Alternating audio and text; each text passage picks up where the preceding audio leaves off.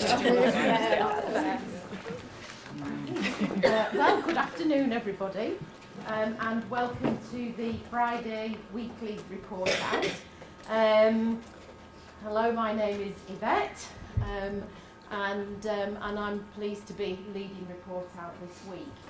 I think report out, they're always good, but they're always even better when we've got an RPIW that has been working all week and is all fired up to tell us about what they're going to do, or what they've been doing, and not what they're going to do in the future.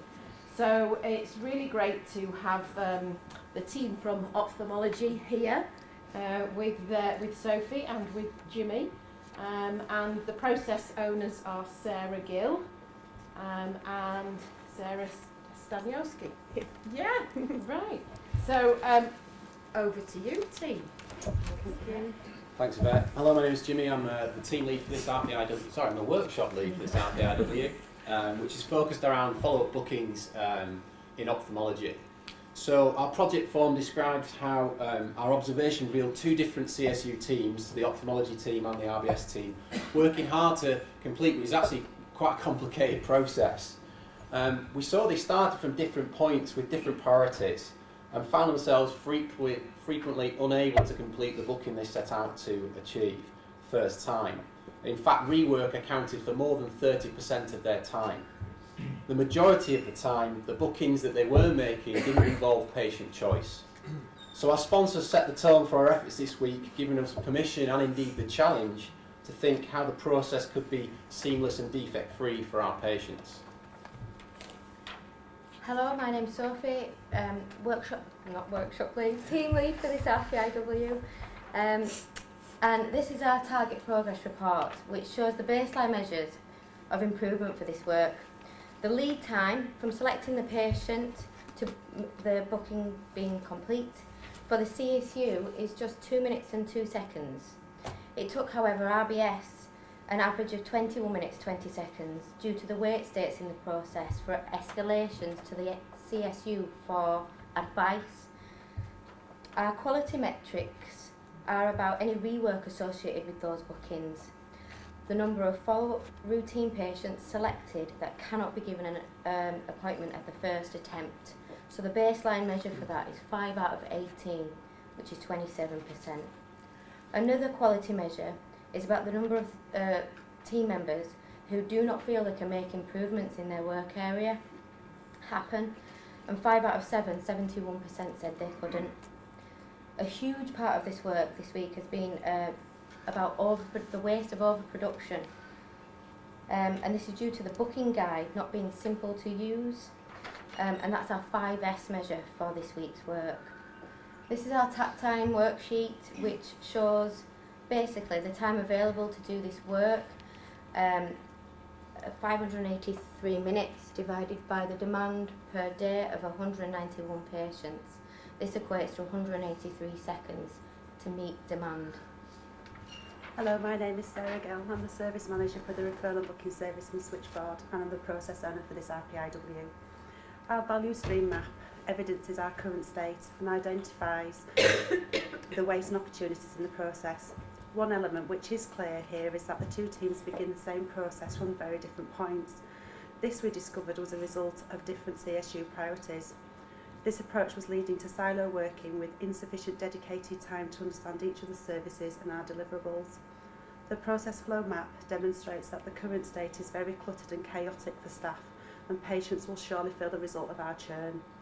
Roles are unclear with no boundaries resulting in many defects. It is clear that the teams are competing to book different cohorts of patients into the same capacity. In order to bring the teams together, the first part of our journey was to agree a shared goal, which is here on the screen. We created this collectively as we feel it represents the right approach for our patients and for our teams. Having a shared goal enables everyone to focus on one overall aim. To build on this joint working, we've introduced a weekly huddle where we have co-designed standard work to form the agenda. This huddle will eventually be owned by the team and should form an opportunity for regular shared learning and forward planning. Our first huddle was successful and mutually beneficial in beginning a two-way conversation. We aim to embed this approach to continue our delivery for 30, 60 and 90 days and beyond. Hello, my name is Sarah Staniowski. I'm the Service Manager for the Head and Neck CSU and also the process owner for this RPIW. So building further on this joint working, the incorporation of co-location was raised by both home teams. Although we have not fully implemented a plan for this yet, we have seen via other testing mechanisms that this can significantly reduce timescales and improve knowledge transfer. We therefore hope to progress this in the coming weeks. We went into this RPIW with the knowledge that various escalations were going back and forth between RBS and the CSU. We had no data, however, to identify specifics regarding what these escalations were or the frequency with which they were occurring. We therefore set out to collate this data using a co-created escalation audit tool, which can be seen on the screen. This tool allowed staff to not only log the topic of the escalation, but also log the reason why they were escalating. This allowed us to capture that many of these queries related to a lack of confidence in this standard booking guide that's given to the team by the CSU. Other themes also included errors in the booking process prior to this part of the system and technical errors, both of which were preventing the appointment actually being booked. To increase our understanding of the current state, we also designed a very short staff survey for the RBS team. This gave us an insight into the confidence levels in the current system and what tools the teams wanted to be provided with to assist with these improvements. The result of this showed confidence levels at each extreme, demonstrating clear gaps in the current process. Staff also fed back that improved communication with the CSU, training and standard work were required to move forward in this process. It became clear through both these feedback mechanisms that accurate standard work would empower staff to make the right decision for patients requiring follow-up appointments. Hello, my name is Rachel Brayson, Patient Services Coordinator for Ophthalmology and team member in this RPIW. One problem with the two CSUs working towards different targets was the effect this had on the method of booking and the priority of booking, ultimately eliminating patient choice and causing a lot of duplication and rework for both CSUs. There were no standard lines of communication between both teams, often resulted in multiple escalations for the same issue, which were just being solved by the ophthalmology CSU rather than spending time re-educating and retraining to reduce the need for escalation.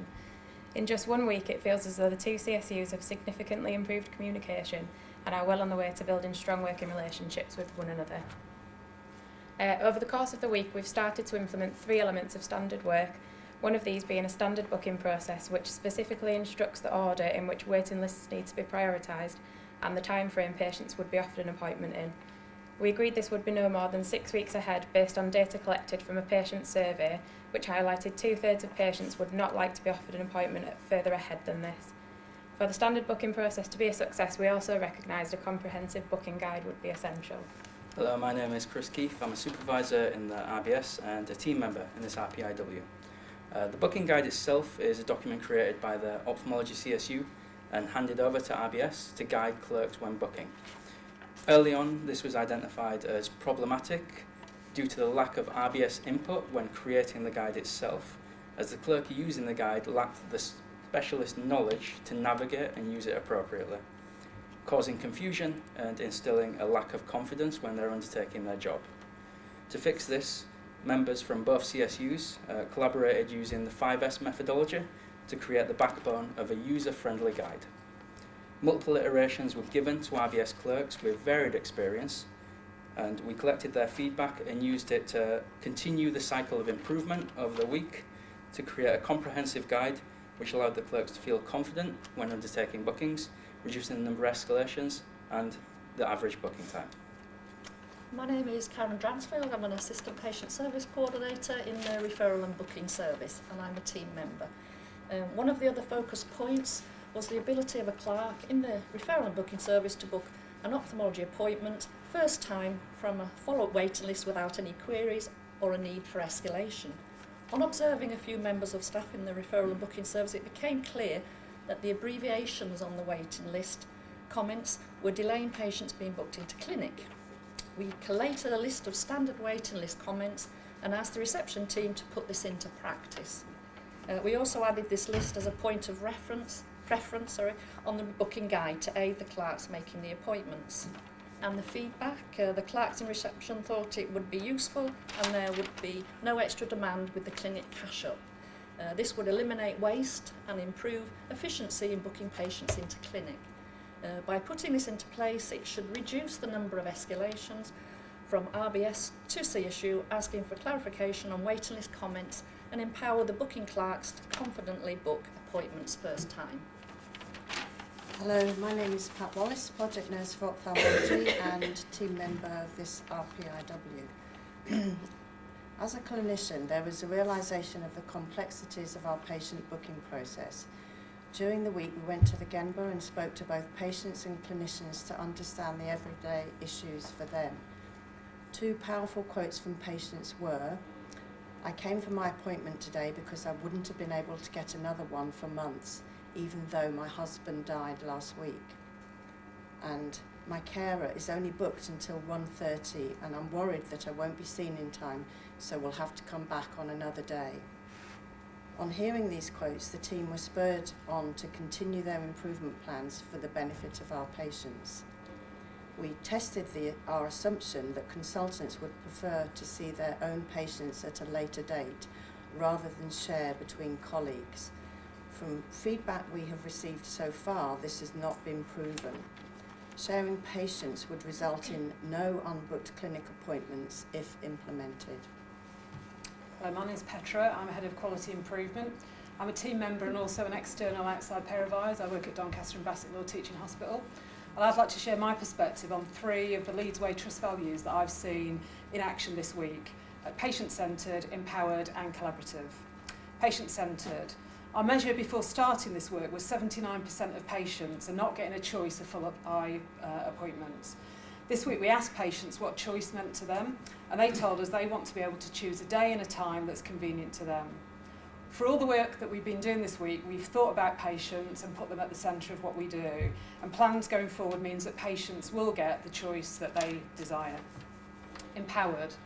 All the ideas and work this week have been completed with lots of input from the home team. It's been a real team effort.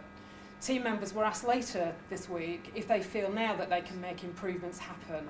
Positive feedback has improved significantly on the survey that was done before the work started, and the new huddles aim to continue with this.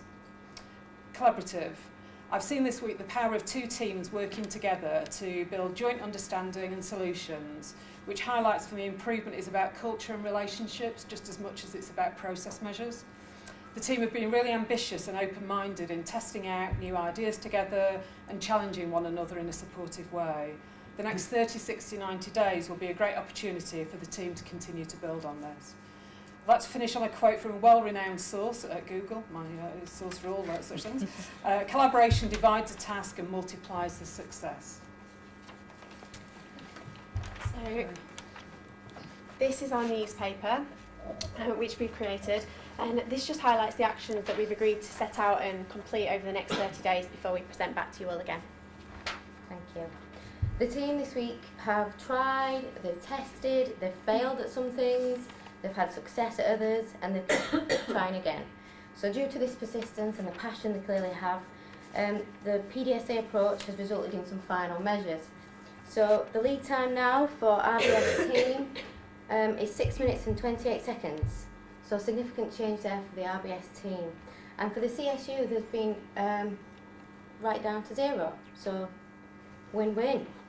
Our quality measures for patients that have given an appointment at first attempt has gone up. We appreciate that, but that's due to the patients now being given a choice. The collaboration shows that the staff now feel they can make improvements in their area has shifted in just 1 week. So the team should be very, very proud of themselves. Lessons learned.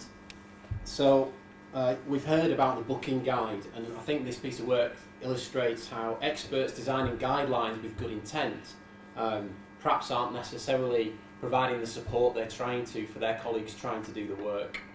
I think it's wholly evident that connecting CSU teams to co-produce patient-focused pathways delivered impressive results. And to the image on screen, the phrase hitting the target and missing the point has been resonant this week. So the question is, as an organisation, how can we ensure the targets we set our teams are a true measure of the care we provide our patients? Thank yous. Sponsors, Ian, Alexandra, Deborah, Tim, thank you very much for your pre, during and anticipatory future focused support throughout the work that will continue the next 30, 60, 90. The home team, I mean my away team have been fantastic, but the home team have really engaged with this work, so to call out Carla Jane, Simone, Lorraine, Louise, Andrew, Tanny in RBS, in ophthalmology, Danny, Gillian, Paula, Chris, iClinic reception team as a whole and the consultants who've tolerated largely Pat being sent to them because she's got such a good relationship and just got an easy option because they answer her questions in a really informative and candid manner. Caroline Varley, who's come to us to offer support going forward from the outpatients business support. Thank you for your time and attention. That's our report out.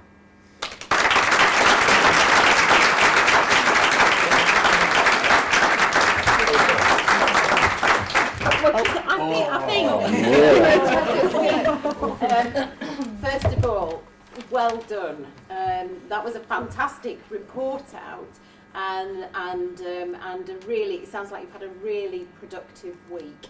And I think each of you gave us something to really think about, whether it was about the collaboration between CSUs, the booking guide that clearly didn't quite work, and then the comments from the patients, and also fantastic to have some outside eyes from Petra as well, so really good. And because we haven't got any further report outs, although we've got a certification, I think it might be a good idea if we opened it up and asked if anybody's got any questions for you, or if any of the sponsors would like to say anything. I know we've got Jenny here as the exec sponsor, so I'll open it up now. And has anybody got any questions? So, Ian. Yes, I was one of the sponsors for this RPI Dublin. First of all, I just want to say well done to the team, because it made it a huge amount of progress over a week, probably more than we anticipated you would be able to. And we set you a very challenging sponsors challenge at the beginning of the week, and you've absolutely met the brief for that, so well done. A couple of things I was really impressed with the innovative pieces that you've brought forward. So the idea of a huddle between the outpatient CSU and the ophthalmology CSU, were one of the biggest users of outpatients, I think is superb in terms of ongoing collaboration and the communication link between the two CSUs. I really liked the bits as well about challenging our preconceptions, both around what we think patients want in terms of choice. I think that was a really powerful piece, but also the one about what clinicians want as well. You went out and tested the theory and found actually your assumptions were incorrect. It was quite the opposite, which is really helpful to us because it means that we are able to pool and share with the consensus of the consultants and clinics, and that's great. My question is actually to the RBS side of the team, really around the scale up and spread, which comes later on as part of the VSST piece, the value stream teams piece. We're just under 10% of all outpatients in Leeds teaching hospitals, but there's 1.3 million in total, and I just wondered how much of the learning you think from this week alone you would be able to scale up and spread across the organisation. I think there's huge gains for us to scale it up for every CSU. I think there are generic learnings that we've all discovered this week, that we've come to that realisation that actually we can scale this out to every CSU, and we've had that conversation this morning, Sarah and I, about how we're going to jointly approach that and how we can get that message out and work with our other colleagues to actually look at how we can take that learning and actually implementing it for all services. Fantastic. Any other questions or comments? Tim, you set the challenge this week on Monday. Yeah. So I was going to, similar to Ian, I'm incredibly impressed at the range of issues that you've attempted to address. I think the area that I was sort of sitting here reflecting on, quite interested in your thoughts about how you maintain that loop. So, you know, you've talked about communication between teams being really important, and feedback from some areas about something that's been designed not quite delivering the assistance that's needed, and the feedback is required to keep that. As you make changes as you go forward, that feedback needs to happen on a sort of regular basis. And how are you going to maintain that? We've obviously introduced the weekly huddle, which I think sounds really simple, but actually it's a lot harder to implement than we initially thought. But we hope to really keep that going, and as Sarah said, to allow staff to then take that on, and that's their meeting, and it's for them to discuss what needs to be discussed. Hopefully with very little input from Sarah and myself eventually. I also think the two CSUs were always communicating. We thought we were communicating in the right way, and it just wasn't. And that's what we've realised. You know, the CSU thought by solving the problem and then just feeling bad that it had been done, that was a really useful thing to do. It saved RBS time. And I think RBS felt that by individually escalating, again, it was preventing everyone from having to come together and kind of waste time together, I think was the first thought process. But actually, simply by ensuring that everyone gets the same message and a clear message together should save time in the long run and make the communication that we do more streamlined and more efficient. So hopefully the benefits of that will mean people want to carry on doing it anyway. Dawn and then Claire. So I love the patient involvement stuff. I think that's just brilliant, and it's great because we know that sometimes patients' views around this department have always not been the most positive. But how are you going to feed back to patients what you're doing so that they know that you're doing work and that things are improving? I'm looking at you, Pat. Yes, and I'm thinking I don't know where to start really, but one of the things for me was that patients, do they understand our booking system? Probably not, and it's confusing for us, so it is doubly confusing for them. So we talked about having a simple leaflet on reception or that we send out. How does our booking system work, and what are your expectations and your choice within that? Just very simple, but something that they could have. So that's something that obviously we couldn't do this week, but something going forward we could. It'd be great to have that on our website actually, wouldn't it? Yeah. Because I think a lot of people will go to the websites now, and as well as some leaflets. But Yes. Yeah, absolutely. We discussed that. We said that we could look to having some sort of a video. Sarah and I would participate and actually step that out bit by bit and actually think about there's some technology called Follow Me, and you can do it as by pictures, and we could put something out like that so we could actually, so that patient, we could lead them to that through some sort of a link so that they could have sight of that and understand it. Right. Okay. Claire. So I've got one observation and one question. So the observation actually comes back to Jimmy's point right at the end about hitting a target and missing the point. So we were able to come and meet with you guys during one of the days during guiding team, and had an interesting conversation with you about RBS's focus about maximising utilisation of clinics, and Sarah's focus being very much, and her team's focus being very much around making sure that we have the longest waiting patients treated in time, especially if we've got a backlog. And you asked me which one, and it's both, isn't it? And it's making sure our processes are such that we are able to do both in a timely way, and offering the patient's choice in terms of access. And I just thought it goes to show that when you are having conversations with teams, needing to be really clear about that wider context. It was a lesson I took away from that. I'm interested, Sarah, in the bits around the work, what I would consider to be the validation risk. So you commented about a lot of the work that's having to be done, and a lot of the rework that's being done, and a lot of the escalations that were being done is because something wasn't done right further up there. And we have an entire industry in this organisation of validation, which drives everybody crackers, doesn't it? Yeah. So just what your observations about that in terms of how do we close off that loop so that we don't constantly have this circle of validation? Large elements that we found were to do with the waiting list comments. So actually the comments that are put in prior to that waiting list even being seen by RBS or by our team, it's not that people were putting them in incorrectly, it's just that there was no standardisation to it. And some of the really interesting information that came from actually going down and speaking to those staff about what they would interpret a comment to mean was clear that that's why patients have been booked into the wrong clinics or wrong appointments. It's so simple. And I think the second bit was around something that links to perhaps the outpatients not on a waiting list. So errors that are occurring, or mistakes that are happening at various different places when we are either checking patients in or cashing them up, or all of that process are then resulting in duplication within RBS, looking at patients who are on a waiting list who've already got appointments, and actually either we do that double check, which takes extra time, or we send them out a duplicate appointment, and a patient who has a huge amount of trust in our hospital and in our process comes to both.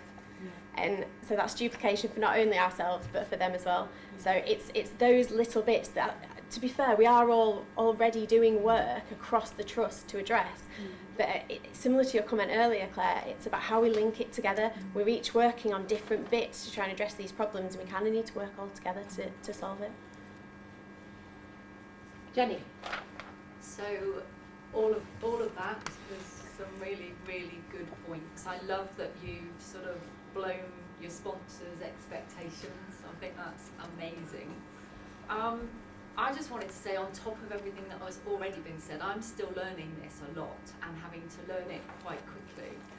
And I really appreciated you taking the time on Wednesday lunchtime to just talk me through what you've been doing and the bits that have worked and the bits that felt a bit new and the bits that you've enjoyed. It was really good to get to know you, but I took away a lot of learning from that. So hopefully I'll get up to speed as quickly as I can, but I really enjoyed the time together on Wednesday, and well done. Thank you. And final question is from me, really. Would you recommend this process to your friends and colleagues? Yes. Fantastic, because sometimes, I don't know, I won't ask you how you felt when you were asked, would you be part of an RPIW? But I think sometimes people do think, what's going to happen to my work whilst I'm out of it for a week? And then also people worry about this bit at the end, which I think is in terms of the presenting. But you've all done brilliantly, and well done. Thank you very much indeed.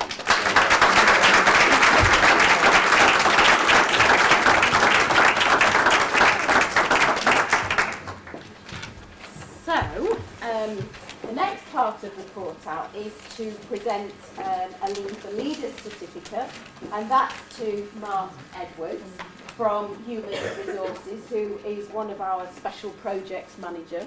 And Mark, it's fantastic that you have completed. So please come up and receive your certificate. Well done.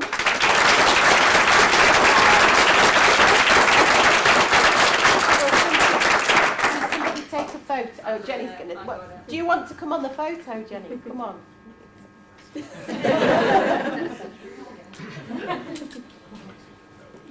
What are you? Yeah.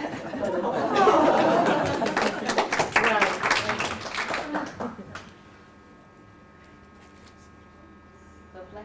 No, there is coaching me now. There is an opportunity, Mark. You don't have to take it, but there is an opportunity if you would like to say how it felt and how is your working life better now that you've completed Lead for Leaders.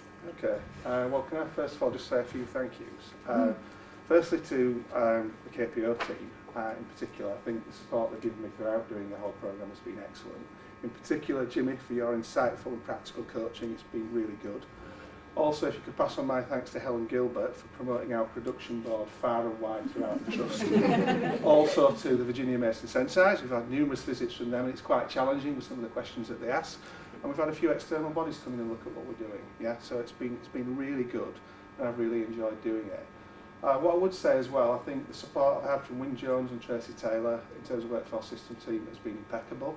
The workforce system team are just amazing. Yeah, I would not have got through this without them. When we first started the production body in October 2017, there was a little bit of scepticism about why we were doing it and a few challenges. If you came now and you saw it on the morning, it operates at 10:30 every morning. The team run the production board. They tell us what they're doing and how they're moving the workload around. It's been absolutely transformational. So if you've not done this programme, or you're just struggling to get it completed, I would urge you to get signed up and really see it through to the end. It's well worth it. I think as a leader, it's really taught me a lot again about the coaching style of leadership, and it's a good point of reflection. So many thanks to the Workforce System team for helping me get through this. You should be really proud of what you've achieved. Well done.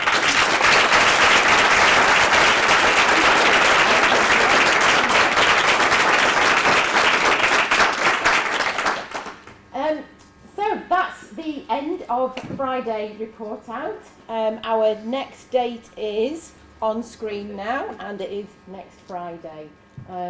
So thank you all for coming. Have a good week, and hopefully we'll see you again next Friday.